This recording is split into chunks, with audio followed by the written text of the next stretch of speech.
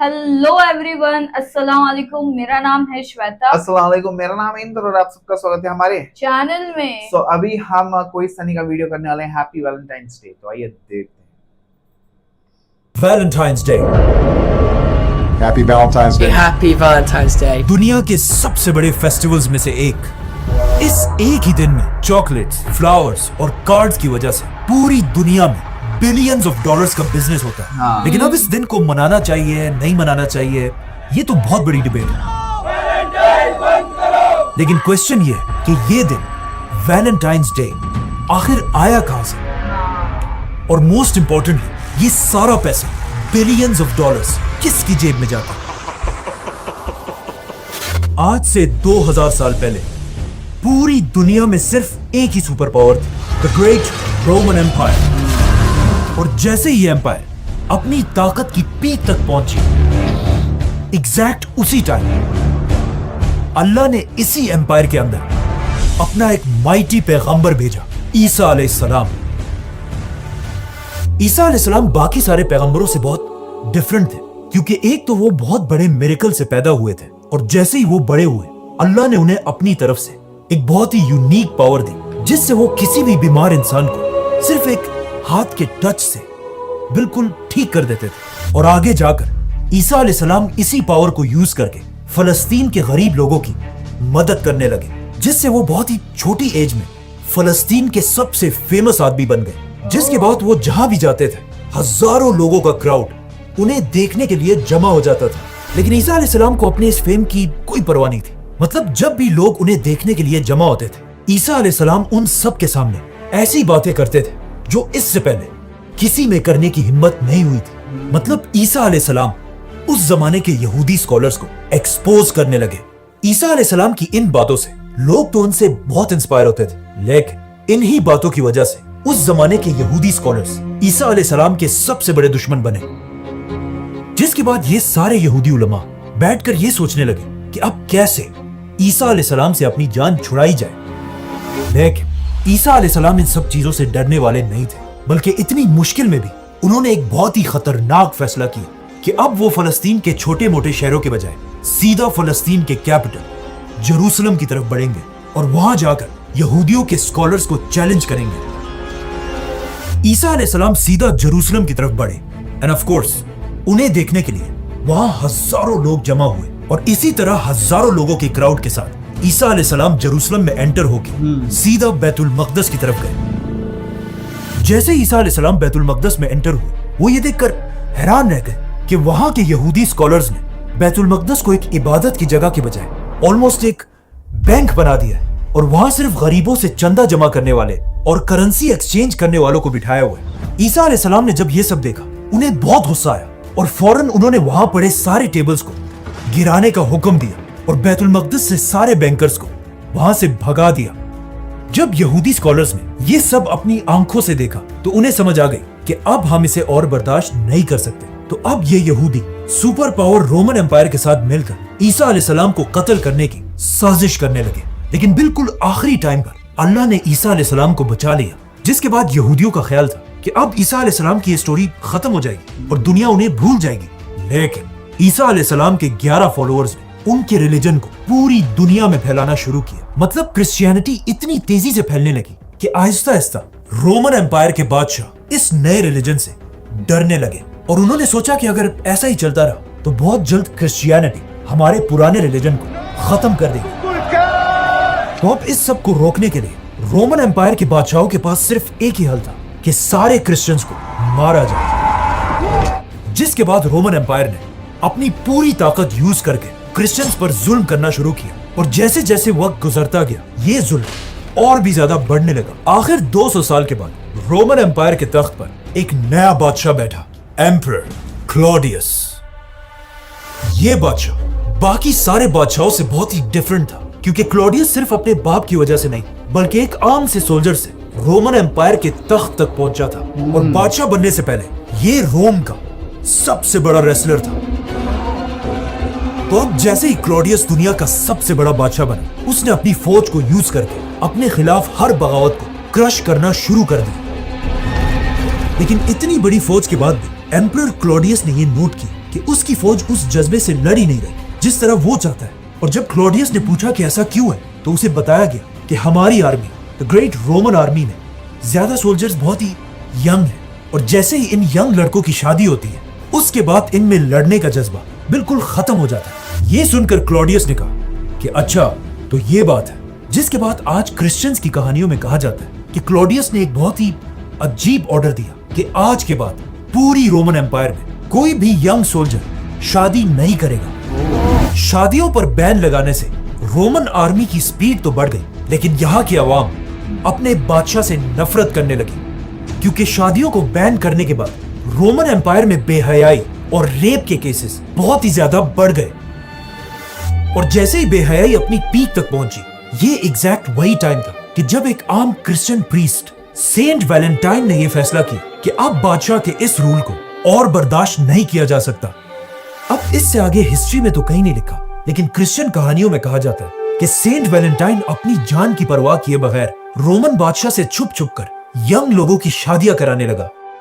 जब लोगों को इसका पता चला, तो वो दूर दूर से सेंट वैलेंटाइन के पास आने लगे, और इस तरह सेंट वैलेंटाइन ने अकेले रोमन एम्पायर में बेहयाई के खिलाफ एक बहुत बड़ी कैंपेन शुरू की। लेकिन आहिस्ता आहिस्ता इतने लोगों की शादियां हुई कि ये खबर किसी तरह रोमन एम्पायर के बादशाह क्लॉडियस तक पहुंची, जो इस वॉरियर बादशाह के खिलाफ एक बहुत बड़ी बगावत थी। तो आखिर एम्परर क्लॉडियस ने हुक्म दिया कि ये वैलेंटाइन जो भी है, इसको ढूंढकर इसका सर काट दिया जाए। जिसके बाद रोमन फौज हर तरफ फैल गई और फाइनली सेंट वैलेंटाइन को पकड़कर उसे जेल में डाल दिया। जब वैलेंटाइन के फॉलोअर्स को इस बात का पता चला, तो उन्हें बहुत दुख हुआ, लेकिन फिर भी क्लॉडियस जैसे एम्परर के सामने वो कुछ भी नहीं कर सकते थे। तो यहाँ पर उन्होंने एक ऐसा रिवाज शुरू किया जो आज तक दुनिया में कायम है। जितने दिन सेंट वैलेंटाइन जेल में थे, हर दिन वो कपल्स जिनकी उन्होंने शादी कराई थी, आकर वैलेंटाइन के जेल के सामने फ्लावर्स रखने लगे। काफी अरसे तक जेल में रहने के बाद अब फाइनली सेंट वैलेंटाइन का आखिरी दिन आ चुका था, 14 फरवरी। अपनी मौत से एक ही रात पहले वैलेंटाइन ने एक लड़की के नाम अपना आखिरी खत लिखा, और पूरा खत लिखने के बाद इस लेटर के बिल्कुल आखिर में उसने एक ऐसी बात कही जो आज तक दुनिया में बोली जाती है, फ्रॉम योर वैलेंटाइन। जिसके अगले ही दिन 14 फरवरी को बहुत ही बेरहमी से सेंट वैलेंटाइन को मार दिया गया, और यहां से दुनिया में एक नया फेस्टिवल बना, 14 फरवरी। उस जमाने की रोमन एम्पायर में 14 फरवरी कोई आम दिन नहीं था। ये एक ऐसा दिन था जब रोमन एम्पायर के सारे लोग एक जगह जमा होकर अपने इस खुदा को खुश करने के लिए एक बहुत बड़ा फेस्टिवल मनाते थे, जो कोई आम फेस्टिवल नहीं, बल्कि इस फेस्टिवल में रोमन एम्पायर के लोग बेहयाई के सारे लिमिट्स क्रॉस कर देते थे और ऐसी ऐसी बेशर्मी की हरकतें करते थे जिन्हें यहाँ एक्सप्लेन करना भी बहुत मुश्किल है। तो अब रोमन एम्पायर में 14 फरवरी एक बहुत बड़ी कंफ्यूजन थी। एक तरफ क्रिश्चियंस वैलेंटाइन डे मनाते थे, जिसमें लोगों को बेहयाई छोड़कर शादियों की तरफ आने पर मोटिवेट किया जाता था, और दूसरी तरफ रोमन्स जो उसी दिन एक बहुत ही बेशर्म फेस्टिवल मनाते थे। तो अब एक ही दिन दो फेस्टिवल्स मनाना बहुत बड़ी कंफ्यूजन थी। आहिस्ता आहिस्ता वक्त के साथ साथ रोमन एम्पायर का पुराना रिलीजन खत्म हो गया और पूरे एम्पायर में सिर्फ एक ही रिलीजन रहा, क्रिश्चियनिटी। जिसके बाद क्रिश्चियन स्कॉलर्स ने मिलकर पुराने बेहयाई के फेस्टिवल को खत्म कर दिया और पूरी एम्पायर में लोग 14 फरवरी को शादियों को सेलिब्रेट करने वाला वैलेंटाइन्स डे मनाने लगे। आने वाले 1000 साल तक वैलेंटाइन बस एक छोटा सा फेस्टिवल था जिसे सिर्फ यूरोप के ही कुछ लोग जानते थे, लेकिन 1000 साल के बाद लंदन के एक आदमी ने वैलेंटाइन डे को पूरी दुनिया में मशहूर कर दिया, और इस आदमी का नाम था William Shakespeare. William Shakespeare, one of the greatest authors of all time. जिसे आज दुनिया का सबसे बड़ा राइटर और आर्टिस्ट माना जाता है। जब शेक्सपियर वैलेंटाइन डे को अपनी स्टोरीज में यूज करने लगा, इसके बाद पूरी दुनिया इस दिन के बारे में जानने लगी, जिसके बाद हिस्ट्री के बड़े बड़े नाम वैलेंटाइन्स डे को सेलिब्रेट करने लगे, जैसे कि नेपोलियन, क्वीन विक्टोरिया और Winston Churchill. We shall never surrender! लेकिन फिर भी वैलेंटाइन्स डे को अपना असल फेम शेक्सपियर के नॉवल से नहीं, बल्कि दुनिया की सबसे बड़ी जंगों वर्ल्ड वॉर से मिला, जिसमें करोड़ों लोग अपने फैमिलीज को छोड़कर जंग की तरफ जाने लगे, जो एक बहुत ही मुश्किल काम था, क्योंकि लाखों बाप अपने बच्चों से, हस्बैंड्स अपनी वाइफ से और बेटे अपनी माओ से जुदा हो गए। अब लोगों के इन सारे इमोशंस को अमेरिका का एक छोटा सा बिजनेसमैन बहुत गौर से देख रहा था, जिसकी एक छोटी सी प्रिंटिंग की दुकान थी। Hallmark card. और इसी दुकान से उसने दोबारा वैलेंटाइन डे के कॉन्सेप्ट को जिंदा करना शुरू किया और वैलेंटाइंस डे के लाखों कार्ड्स प्रिंट करके उन्हें अमेरिका के हर घर तक पहुंचाया। मतलब वर्ल्ड वॉर में वैलेंटाइन के इतने कार्ड्स छप चुके थे कि लोग सिर्फ अपनी फैमिलीज को नहीं बल्कि दुश्मनों को भी यही कार्ड्स भेजते थे, जो ऊपर से तो वैलेंटाइन के कार्ड्स थे लेकिन उनके अंदर सिर्फ गालियां ही होती थी। जैसे ही जंग खत्म हुई, हॉलमार्क सिर्फ छोटी सी दुकान से दुनिया की सबसे बड़ी कंपनीज में से बनी। लेकिन वर्ल्ड वॉर के बाद हॉलमार्क ने देखा कि लोग आहिस्ता आहिस्ता वैलेंटाइन मनाना भूल रहे हैं, जिसकी वजह से उनका बिजनेस बहुत तेजी से नीचे गिरने लगा। तो यहाँ से उन्होंने अपनी पूरी स्ट्रेटेजी को बदल दिया और एक बहुत ही खतरनाक नया प्लान बनाया जिसे आज तक दुनिया में यूज किया जाता है, जिसमें हॉलमार्क न्यूज़पेपर, रेडियो और टीवी में सीधा औरतों को टारगेट करने लगा। Mary, what's the matter? और उन्हें ऐसा फील कराने लगा कि अगर किसी औरत को It's the little things, John. Valentine's पर गिफ्ट ना मिले, उसकी कोई औकात ही नहीं। You forgot to get me a Hallmark Valentine card. And it worked. And only a Hallmark card. लोग एक बार फिर पहले से भी ज्यादा वैलेंटाइंस को सेलिब्रेट करने लगे और हॉलमार्क दोबारा पैसा बनाने लगा। ये देखकर बाकी कंपनीज ने भी पैसा बनाने के लिए हॉलमार्क को फॉलो किया। फॉर एग्जाम्पल कैडबरी, जिसने पहली बार हार्ट शेप चॉकलेट्स बनाए और ऐसी कैंपेन चलाई कि अब वैलेंटाइंस पर कार्ड के साथ साथ चॉकलेट्स देना भी लाजमी है। जिसके बाद गोल्ड, डायमंड और फ्लावर कंपनीज भी वैलेंटाइंस डे को यूज करने लगे और आज भी उसी स्ट्रेटेजी को सबसे ज्यादा सोशल मीडिया कंपनीज यूज करती है, जिससे वैलेंटाइन एक बहुत बड़ा फेस्टिवल तो बन चुका है। लेकिन ये बड़ी बड़ी कंपनीज वैलेंटाइंस के दिन लोगों पर इतना प्रेशर क्रिएट करती है कि कुछ लोग इसे बर्दाश्त ही नहीं कर पाते। Valentine's Day tragedy, the profile of an accused school shooter. इसीलिए वैलेंटाइंस का दिन दुनिया में डिप्रेशन में भी सबसे आगे है। When gunfire broke out on Valentine's Day. और दुनिया भर में बहुत सारे लोग इसी दिन के डिप्रेशन की वजह से खुद ही अपनी जान ले रहे थे।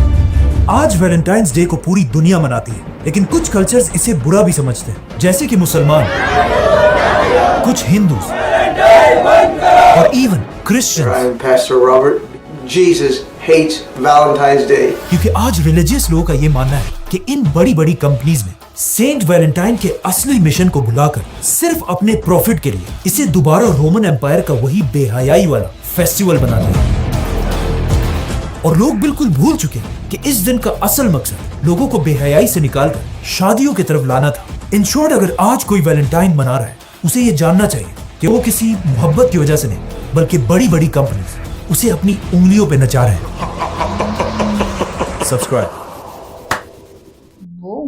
वाओ, ये तो कुछ बहुत पता ही नहीं था। नहीं, मेरे को वैलेंटाइंस का स्टोरी तो पता था ऑफ कोर्स। नहीं, मुझे नहीं पर ये पता था। बिजनेस एंगल नहीं पता था ऑफ कोर्स। बिजनेस एंगल कैसे बनाया गया ऑफ कोर्स, और वो तो है कि बहुत सारी चीजें ऐसे ना ऐसा फीड कर करके दिमाग में, जैसे एडवर्टाइजमेंट्स के थ्रू दिमाग में फीड कर करके उसकी आदत है। तो वैलेंटाइन की वैसी आदत लगी आजकल। एक्चुअल में हर जगह वैलेंटाइन का बहुत बड़ा मार्केट, अब तो हफ्ता भर चलता है। वैलेंटाइन डे, रोज डे, पता नहीं क्या क्या डे चलते हैं अभी। बराबर है, वो पूरा स्ट्रेटेजी है, बिजनेस स्ट्रेटेजी। क्योंकि वो एक हफ्ते में जो बिजनेस होता है ना, कार्ड्स, फ्लावर्स और चॉकलेट्स, पूरे साल नहीं होता है। 7 तारीख से शुरू हो जाता है भाई पूरा। वही 7 दिन पहले चालू होता है वो। तो वो पूरे हफ्ते में जितना कार्ड्स, फ्लावर्स और टेडी बियर्स का, चॉकलेट्स का बिजनेस होता है ना, पूरे साल नहीं होता ना, जितना वो एक हफ्ते में होता है। बट मुझे नहीं पता था ऐसा। मेरे को मतलब रियल में कोई ऐसा वैलेंटाइन नाम के बंदे हो गए एंड ऑल। वो तो नॉन स्टोरी है। तो आई हैव नो आईडिया। मेरे को वही तो आजकल वो बताया नहीं जाता ना लोगों को कि एक्चुअल स्टोरी क्या है। बिजनेस बता दिया है बस उसको, मतलब ये जरूरी है, नहीं तो लड़की को बुरा लग जाएगा। ये तूने दिया नहीं मुझे। फंसते लड़के लड़कों का एक खर्चा होता है। बट उनका वो बात भी सही है कि वही दिन पे बहुत सारे लोग डिप्रेशन में, स्पेशली लड़के लोग के थे, शूटर वूटर के, वो क्या करे बंदा, क्या करे, इतना प्रेशर बनता है। ठीक है, बहुत अच्छा वीडियो था गाइस। ऐसे ही और वीडियो देखते रहेंगे, तब तक आप अपना ख्याल रखिए। Take care, bye bye.